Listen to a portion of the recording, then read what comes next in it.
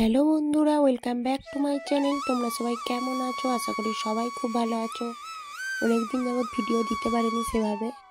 তো আমরা অনেকদিন আগে একটা জায়গায় গিয়েছিলাম, একটা মন্দির। তো সেখানেরই ভিডিওটা তোমাদের সাথে শেয়ার করব। তো এটা দুপুরবেলা ভাত টাত খেয়ে আমরা টোটোয় করে, আমি, আমার ছেলে, আমার শাশুড়ি মা, আর হচ্ছে আমার একটা যা, মানে আমার মাসি শাশুড়ির বৌমা। তো আমরা চারজন মিলে গিয়েছিলাম। তখন ঠান্ডাটা একটু ছিল। তো টোটোয় করে যাচ্ছিলাম, তখন মাঠগুলোতে দেখো কি সুন্দর আলু গাছ হয়েছে, একদম সবুজে সবুজে ভরা। দেখতে কত ভালো লাগে, তাই না? তো যাই হোক, তো আমরা প্রায় চলে এসেছিলাম। এটা হচ্ছে ক্ষীরপাইয়ের বড় মায়ের মন্দির, কিন্তু এটা একটা শ্মশানে মন্দির, মানে শ্মশানের বড় ঠাকুরের মন্দির। এখানকার মা খুবই জাগ্রত, বড় কালী ঠাকুর, এবং তোমরা দেখলেই বুঝতে পারবে যে কত বড় ঠাকুর। তো দেখো, মন্দিরে আমরা প্রথমে ঢুকে গেছি। আর এইগুলো কি জানো তো, এগুলো হচ্ছে যে মানে এই মন্দিরের নিয়ম। তো এখানে বাইরে 10 টাকা দিয়ে তুমি একটা ধূপের প্যাকেট কিনবে। তো এখানে তুমি ঠাকুরকে তোমার মতো করে পুজো করবে। কোনো এখানে বাউন ঠাকুর থাকে না, শুধুমাত্র অমাবস্যা ছাড়া। তো তোমার মনের ইচ্ছা বাসনা জানিয়ে ঠাকুরকে তুমি মন দিয়ে পুজো করতে পারো। আর এখানে ঠাকুরের ফুল আছে, ফুল নিতে পারো এবং সিঁদুরও পড়তে পারো।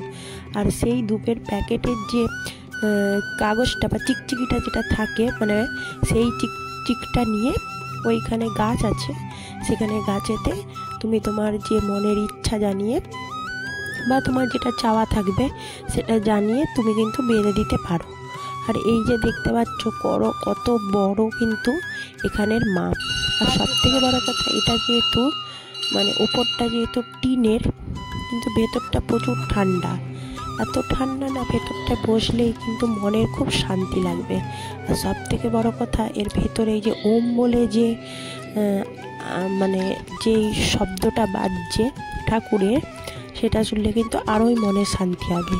আর এর পাশেই দেখো, এই মন্দিরটা নতুন হয়েছে, এখানেও একটা কালী ঠাকুর প্রতিষ্ঠিত হয়েছে।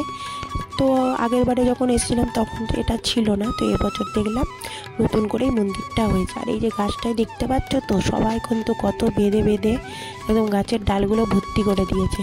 এবং এখানে যে থামগুলো আছে সেখানেও কিন্তু সবাই বেঁধেছে। এবং এখানে নতুন করে অনেকগুলো দোকান হয়েছে। তো সেই দোকানেতেও যে লাল সুতো পাওয়া যায়, সেই লাল সুতো কিনেও কিন্তু অনেকে বেঁধেছে। তবে আগের বারে আমরা যখন এসেছিলাম তখন সবাই ওই ধূপের চিকগুলোই বাঁধতো। এবারেই দেখলাম, তো যেহেতু নতুন দোকান হয়েছে সেখানে অনেক কিছুই পুজো দেওয়ার ডালা আছে। তো তুমি পুজো মানে পুজোর ডালা কিনে তুমি তোমার মতো করে পুজো দিতে পারো, কিন্তু এখানে কোনো বাউন নেই যে তোমার পুজো করে দেবে।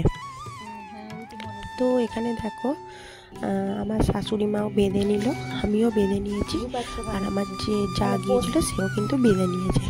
আর এই যে এখানে আমি আর আমার ছেলে এই মন্দিরটা একটু বসলাম, বসে 2-1টা ছবি তুললাম। তখন কিন্তু ঠান্ডা ছিল প্রায় বলতে গেলে। আর ওই যে দূরে দেখতে পাচ্ছ, ওইখানে কিন্তু পোড়ানো হয়, মানে মানুষ পোড়ানো হয়। ওই যে দূরে দেখাচ্ছে, যেহেতু এটা শ্মশানেরই মন্দির। তো আর এই যে দেখতে পাচ্ছ, এখানে অনেকগুলো মিষ্টি লাগানো আছে, তোমাদেরকে দেখিয়ে দিলাম এই যে। আর এখানে একটি লেখা আছে, দেখছো তো, বড় মায়ের মাসাজ তেল, পাউডার সব কিছুই পাওয়া যায়।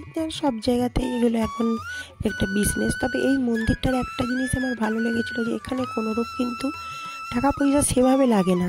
শুধুমাত্র তুমি ধূপ কিনতে পারো যে 10 টাকা দিয়ে, সেটা দিয়েই কিন্তু তুমি মানে ঠাকুরকে দিতে পারো। তো দেখো, তারপরে মন্দির থেকে বেরিয়ে আমরা দূরে, মানে কি বলবো, একটা জায়গা যাচ্ছি, সেই কেটের পোল, মানে একটা নদী ঠিক বলা যায় না, তো ওরকম একটা বয়ে যাচ্ছে, সেটা আমরা দেখতেই একটু হেঁটে হেঁটে যাচ্ছি। আলু গাছগুলো দেখলে কত সুন্দর। এই দেখো, এইখানে সব কিছু পোড়াতে আসে মানুষকে। তো মানুষের এই জন্য এখানে জলটা বয়ে যাচ্ছে। এটা কিন্তু পাশেই যে ক্ষীরপাইয়ের যে পোল আছে, কেটের পোল, সেইখানে জলটাই কিন্তু এই দিক দিয়ে বয়ে আসছে। আর আমার ছেলেকে একটু সর্ষের ক্ষেতের মধ্যে দাঁড় করিয়ে দিয়ে একটা ছবিও তুলে নিলাম।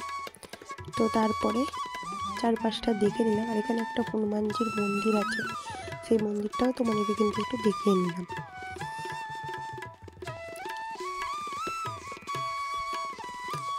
তো দেখো তারপরে আমরা আস্তে আস্তে চলে গেলাম। তবে আমরা দুপুর এসেছিলাম বলে বিকেল বাড়ি চলে যাচ্ছি। তো তোমাদের ভিডিওটা কেমন লাগলো অবশ্যই কমেন্টে জানিও। আজকে আসি, টাটা।